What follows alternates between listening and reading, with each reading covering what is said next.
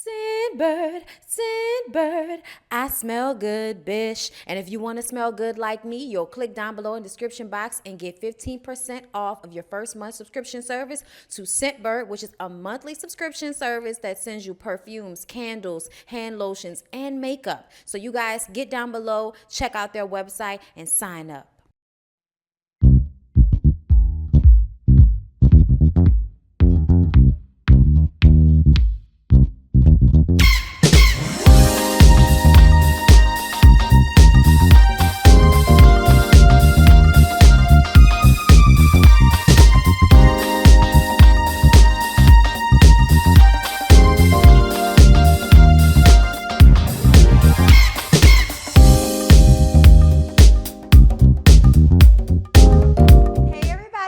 It's your girl Bondy Blue, and I am back for another Greenleaf review, you guys. We had a week off, but we back like we never left. Okay, me and Greenleaf, okay?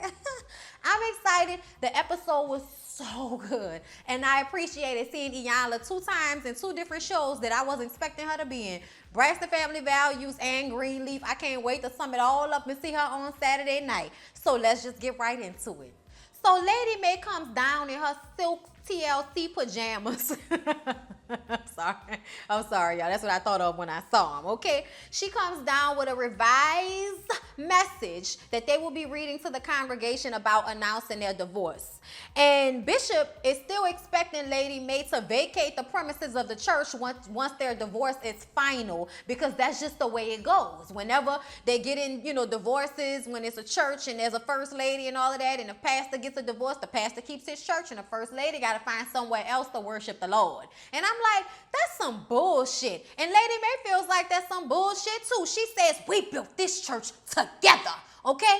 And why should I have to leave? But you know what? She said she gonna pray for him just like the rest of the misunderstood people in the Bible. Judas, Pontius Pilate.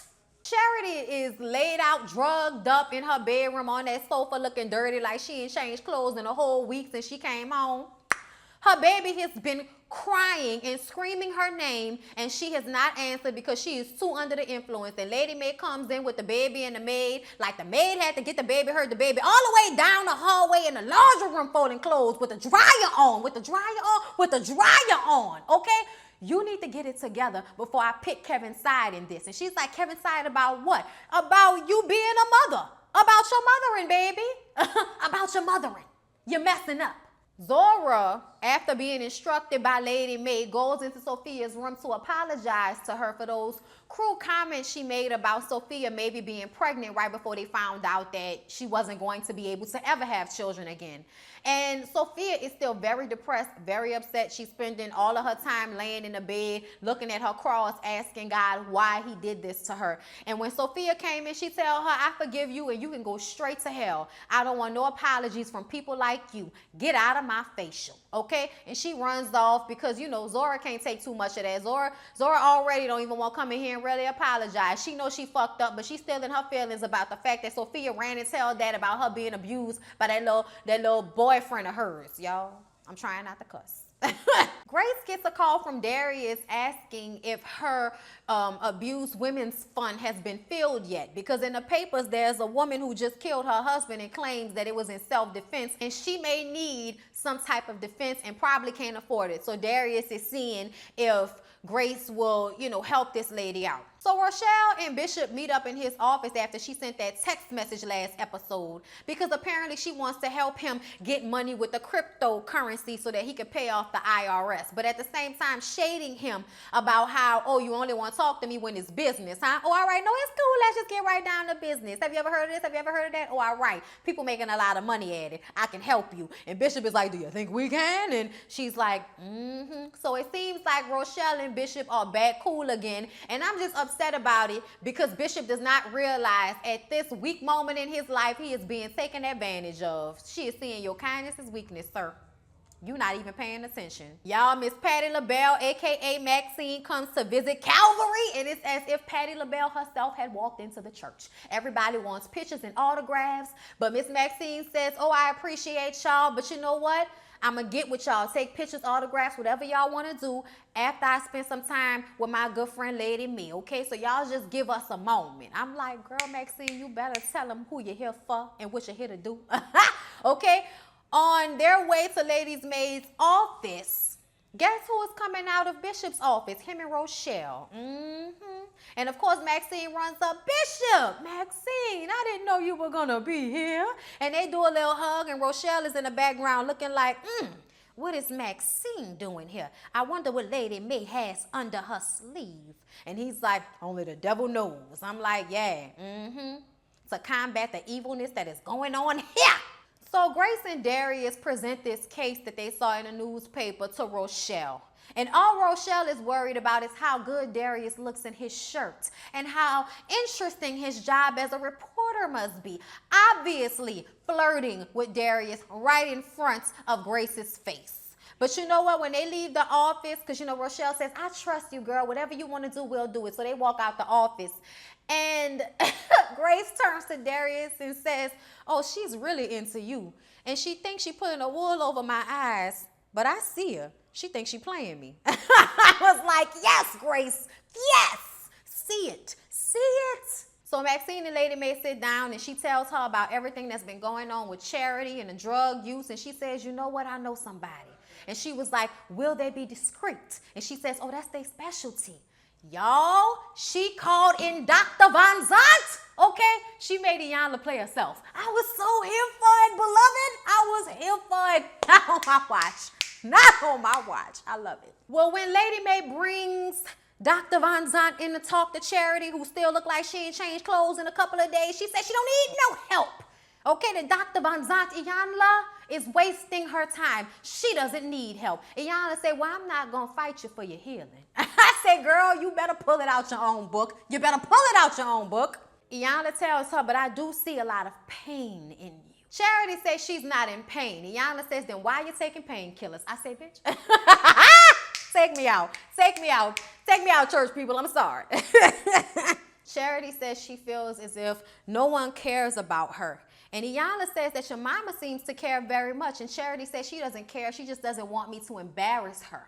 And Iyanla says, is that what you feel like when you married that gay man? Did you feel like that embarrassed her? Did you embarrass yourself? And I was like, Iyanla, you better go straight for it. You better go straight for the center, okay? And we ain't got time to be running around in circles. Straight for the center, right up the middle on that ass.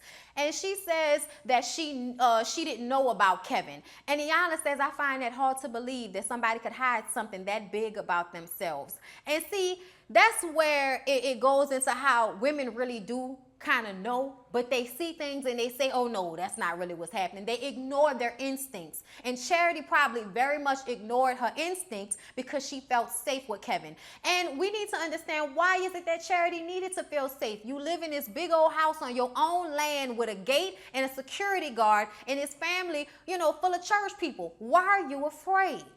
So y'all, Zora got caught on the maid's cell phone. All right, so Lady May runs in there and says, girl, you are not leaving out of this room. Rummaging through people's things? Really? Okay, so she goes in there and gets the house phone out. I'm like, yes, cordless house phone. Okay, y'all better be some real old folks having house phones in here.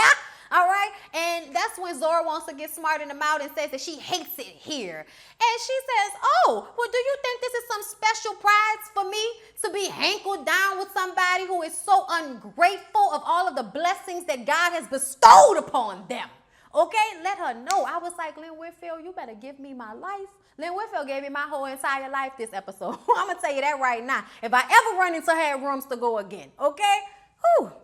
Zora says, I hate it here. She says, no, you hate yourself, which is the only reason why you still trying to get in contact with that boy that hurt you. Now deal with that. So y'all, Sophia's little cute boyfriend comes to see her, but she is just not in a good mood, not in a good space. And he tries to tell her that he understands where she's coming from when he hurt his shoulder. He could never play baseball again after he hurt his shoulder. And It's the same thing with her, where she now has lost the ability to have children, but still it's not. And he was just trying to draw a comparison so she would understand that he understood how she felt, but really he never could, because having children is not the same thing as playing a sport. You can always find another way to make money, another career, but that of which having children has been taken away from her, and she's just having a really hard time dealing with it. And when he tells her that there are barren women in the Bible who later in life had children, she flips out and says that she is not barren, she is sterile, which is a difference, meaning that barren women still have their uterus intact. They just can't have children, whereas she's sterile. All of the shit that you make babies with is gone. So she gets extremely upset, and he says he'll come back and see her tomorrow, and she says, don't bother. Don't bother. She goes to Grace and tells her that she doesn't think their relationship is going to work out anymore. And she also doesn't want to preach anymore because she doesn't know why God did this to her. So because she's so upset with God right now, she can't talk to those kids about how good God is because she doesn't feel like he is right now. And y'all, that was breaking my heart to see somebody who was so full of faith and light now be put into this despair. And you know it's just a lesson, but she's so young, she can't compute it that way. She thought she had faith, but until your faith has actually been tested, you don't know if you really have faith, as far as I'm concerned. Zora goes into Lady May's bedroom that night and asks if she can call her mom, and she's like, of course. She, gives her the phone, and she calls her mama, and right in front of Lady May puts on a whole little show for her mama.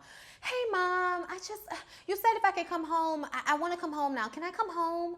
No, it's fine. I just want to be at home. I miss you guys. Okay, Mom, I love you. And she says she'll talk to Jacob about it. She goes in there and talks to Jacob about it. And Jacob says, no. I repeat, no. We're not sending her over there so she can have a good time. All right? It must be working. Let her stay her ass over there and let my mama get her ass together. No. All right? And Carissa, you always so open to being played by your child, but yet got all your knives pointing out to everybody else in the world. And that just is really exhausting about your character. But you know what? Carissa resigns and lets her daughter know eventually that she won't be able to come home. But we'll get to that because it happened at the end of the episode. Lady May asked Bishop to sit down with she and Charity and Iyanla the next morning before church. And Bishop says, so is that why Maxine is here, to help Charity or to get you help for Charity? What's going on there? He obviously sees that, there's a plan in motion with Maxine being involved. And he says, you better rewrite that message for the service tomorrow and say your goodbyes because it'll be your last chance. So they all sit down the next morning, and Iyanla asks Charity to tell her parents about her fear. And she starts to explain how she just was always scared growing up. And Charity says that her fear started out when she was a child. She remembered feeling the fear from Grace and Faith growing up, and that's why she had fear growing up. And all of a sudden, the person who was so open to this, Lady May, gets upset and says, just like Evelyn from Braxton Family Values, okay, she is not about to keep getting the blame from everybody in her family, okay? She gets enough blame from Grace. She don't want no more blame from her baby. And nobody's blaming her. The bishop is trying to make her understand this. Iyanla tries to make her understand this. Finally, Charity can't take it and stands up and says, I am doing what you are asking me to do. And you just getting upset because you don't like what I'm saying. I'm telling you my truth. Well, she can't take it. She says that knowing what she has to do today at this church, knowing she has to get in front of all of them people and say that she failed at her marriage, she does not feel like getting another message of failure from her baby, from her daughter. She just can't take it today. So she gets up and walks away. And Bishop says to Charity that we still here for you, baby. We still here for you. And Charity says, no, you're not. And it seems like after the day, you never will be again. And Iyanla is just sitting up there like, I see what y'all see. Bishop goes up to Lady May's room and tells her that she can have the house and he will deal with the IRS tax issue. And, that'll be his gift to her. And she says that she'll be out of the church, up until day with Lady May. And I don't know how long that is, but she will still be in the church from there until that day, and that'll be her last day in the church. And she agrees to that. It seems like she's resigning to what he wants, and that's for her to leave the church. And I was kind of saddened by that because I wanted her to fight for her place, because I feel like that's fucked up. Y'all have built that church together. Y'all have built that congregation together and ministered to people on your different levels and stuff like that. And I'm more than sure y'all family is what gave people a lot of faith in y'all message in the first place in order to want to come to y'all church. So I just think him throwing her by the wayside is just so messed up to me, and I don't like it. I don't like it at all.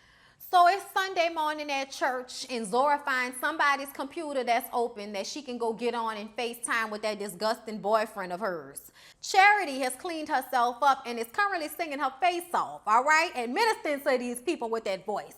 And then Bishop and Lady Mae walk up to the pulpit together to give their announcement, and they tell the church that they're divorcing. And, you know, Bishop says, y'all will wonder if we tried. Y'all will wonder if we tried to fix it, if we sought help. Yes, we did everything we could, and ultimately this is where we are. And this is when Lady Mae steps up, and she says that she will be with the church until a day with Lady Mae. And that day they will have a special appearance by Maxine, and Maxine does her, you know, with everybody. And she says, and the message will be, she changes everything.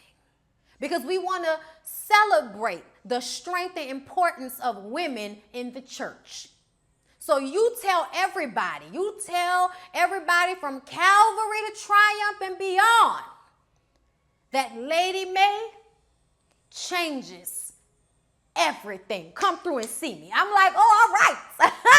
Okay, and if y'all saw the way Bishop kept trying to take the pulpit back and she put both of her hands over that damn pulpit, like, I bet you won't. I bet you're going to let me finish saying what I got to say. I bet you're going to let the Lord work through me the way you think he worked through you. All right? I was here for it. Girl power.